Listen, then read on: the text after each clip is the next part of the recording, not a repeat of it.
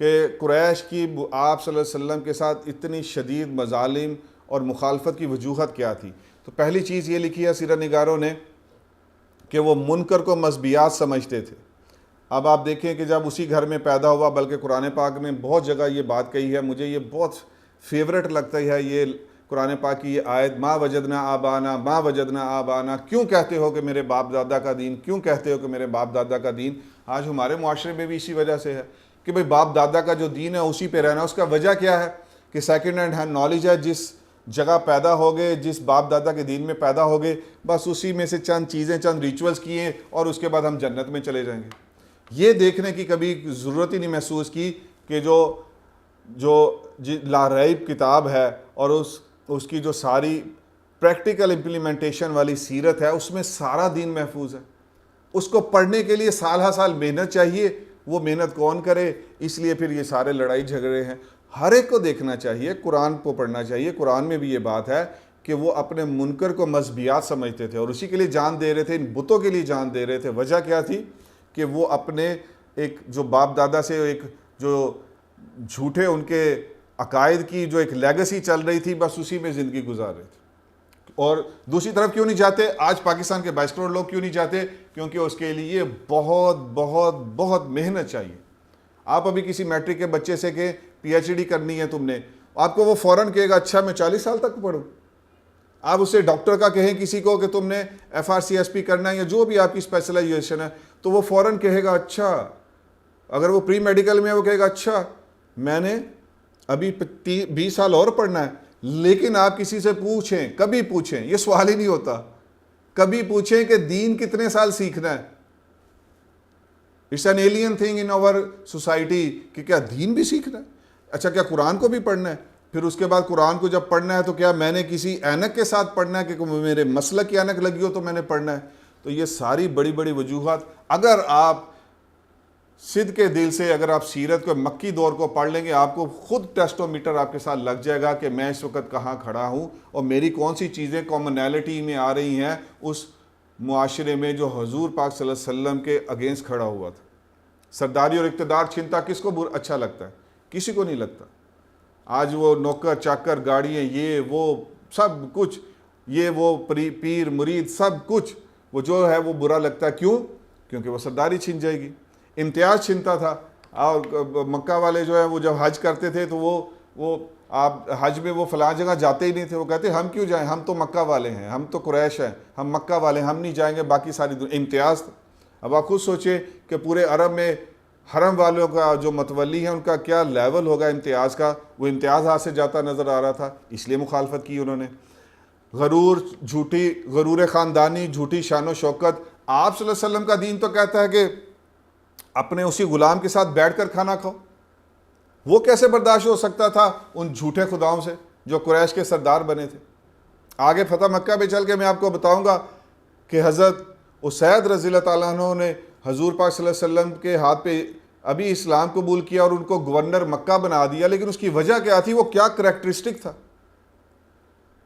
وہ کریکٹرسٹک کیا تھا؟ انہوں نے کہا کہ مجھے حضور پاک صلی اللہ علیہ وسلم نے یہ نصیحت کی تھی کہ ایمان قبول کرنے کے بعد کہ اپنے خادم کو اپنے ساتھ بٹھا کر، اپنے غلام کو اپنے ساتھ بٹھا کر کھانا کھلانا، کبھی اس بات سے نہیں ہٹانا. یہ ممکن تھا ان سرداروں کے لیے کہ غلام کو تو وہ قتل کر دیں تو کوئی پوچھے نا، یہ ساتھ بیٹھنا گوارا نہیں تھا، اس لیے مخالفت کی. دیگر قبائل کی بنو ہاشم سے ایک دشمنی چلی آ رہی تھی، اس لیے انہوں نے کی. تو آپ بھی آج دیکھ لیں کہ جو جس مسالے کی دشمنی ہے، وہ جس مسلک میں پیدا، وہ جاننے کی کوشش ہی نہیں کرے گا کہ یہ قرآن و سنت سے ٹکرا رہا ہے. نہیں، بس کیونکہ اس کی دشمنی ہے تو وہ ادھر سے باتیں سن کے اور وہ ساری زندگی اس کے گزار کے چلا جائے گا. قبر میں جا کے اس کو پتہ چل جائے گا کہ تیری جو فکر اور تعلیمات تھی یہ قرآن و سنت کے 110% خلاف نکلی. قبائل بنو ہاشم کی آپس میں دشمنی تھی اور وہ اس لیے بھی آپ سے مخالفت کی انہوں نے. معاش پہ زد، سب سے بڑی بات یہ تھی کہ معاش پہ زد پڑ رہی تھی. اور ایک سیرہ نگار نے تو بہت کمال لکھا ہے، انہوں نے کہا کہ یہ قریش کے سردار یہ شو یہ کرتے تھے کہ دیکھو تمہارے مذہب کے اوپر زد پڑ رہی ہے، حقیقت میں معاش پہ زد پڑ رہی تھی. یار جڑا پیٹ کا مسئلہ ہے یہ تو بڑے بڑوں سے بہت کچھ کرواتا ہے، تب بھی کرواتا تھا، آج بھی کروا رہا ہے، آگے بھی کرواتا رہے گا. بیوقوف تو وہ لوگ ہیں کہ جو ان کو سن کر اپنی راہ متعین کرتے ہیں اور قرآن اور سیرت کے ان ابدی عالمگیر اور درد محبت رکھنے والے ایک ایسے پیغام کے اندر گہرائی میں اتر کے نہیں دیکھتے کہ مجھے بھی ایسا بننا ہے اور مجھے بھی ایسے پیغام کو پھیلانا ہے. تو اس لیے یہ چیزیں رکاوٹ تب بھی تھی, یہ رکاوٹ ابھی بھی ہے. سیاست پہ زد پڑتا تھا. ظاہری بات ہے کہ جب آپ کے ہاتھ میں ایک حکومت ہے, آج دیکھ لیں کہ آپ یہاں بھی پارٹیاں لڑتی ہیں, ساری دنیا میں لڑتی ہیں, تو حکومت چھینتے ہوئے ایک دنیا دار بندے سے اس کی تو وہ زندگی موت کا سوال ہے. کرسی تو زندگی موت کا سوال ہے, جس نے اس نے اپنے ذاتی مفاد کے لیے اس کو اپنایا ہے, اور جس نے یہ سوچا کہ جس کو صدیق اکبر رضی اللہ تعالیٰ عنہ اور خلفائے راشدین رضی اللہ تعالیٰ عنہ وہ تو یہی کہتے تھے کسی اور کو بنا دو, ہم نے نہیں بننا, کیونکہ یہ ایک بہت بڑی ذمہ داری تھی. تو اس لیے جب سیاست پہ زد پڑتی نظر آئی, وہ بھی سارا کچھ پھر ڈیش ٹو گراؤنڈ ہو جانا تھا اور وہ بھی سب کچھ چھن جانا تھا. اس لیے یہ بھی مخالفت کی وجہ تھی. اور پھر سب سے بڑی بات یہ تھی کہ بد اخلاقیوں پہ گرفت تھی.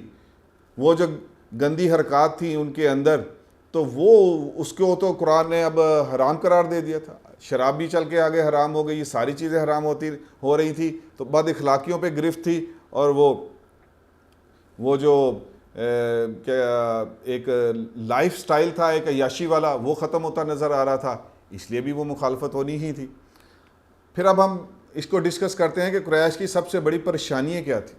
ان کی سب سے بڑی پریشانی یہ تھی کہ یہ ذات اقدس جن کو ہم 40 سال سے صادق اور امین کہہ رہے ہیں, اب ان کو کیسے جھٹلائیں, اب ان کے خلاف کون سا محاذ کھڑا کرے, کون سی چیز ہے.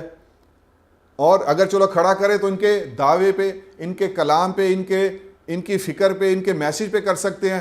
وہ آگے قرآن ہے, اور قرآن کے آگے تو وہ بالکل بے بس ہو چکے ہیں. تو ان کے لیے سب سے بڑی پریشانی یہ تھی کہ آپ صلی اللہ علیہ وسلم کی ذات اقدس کو خود ہم کہتے ہیں کہ ذات صادق اور امین ہیں, اور اب ہم ان کے بارے میں کوئی ایسی بات, آگے آپ دیکھیں گے کہ عتبہ بن ولید اور وہ بڑے بڑے سردار آتے تھے اور یہ کہتے تھے جی کہ ان کے بارے میں کہو جادوگر ہے, نعوذ باللہ. وہ کہتے نہیں, یہ جادو نہیں ثابت کر سکتے. کہو شاعر ہیں, تم ثابت نہیں کر سکتے.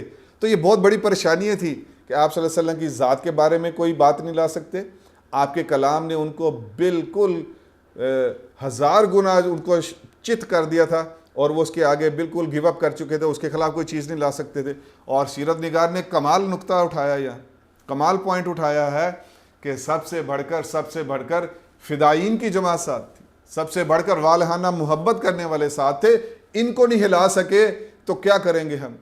ذات اقدس کے بارے میں بھی کچھ نہیں کر سکتے, کلام کے بارے میں بھی کچھ نہیں کر سکتے. ہاں, انسانوں کے اوپر شدید ترین مظالم کے بعد ان کو ہٹا سکتے ہیں, اس میں بھی ناکامی آپ کو نظر آ جائے گی آگے. تو کیا کریں, جو ان کے ساتھ جڑتا ہے مکمل تبدیل ہو جاتا ہے.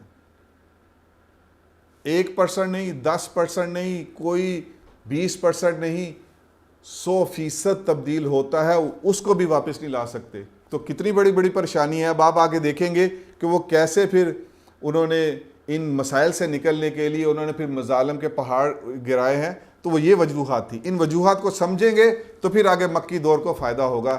اسی لیے اس اسلوب کو جو اپنایا ہے وہ میرے فیورٹ سیرت کے رائٹر ڈاکٹر مہدی رزق اللہ احمد کی کتاب کی جلد اول میں یہ پیٹرن ہے.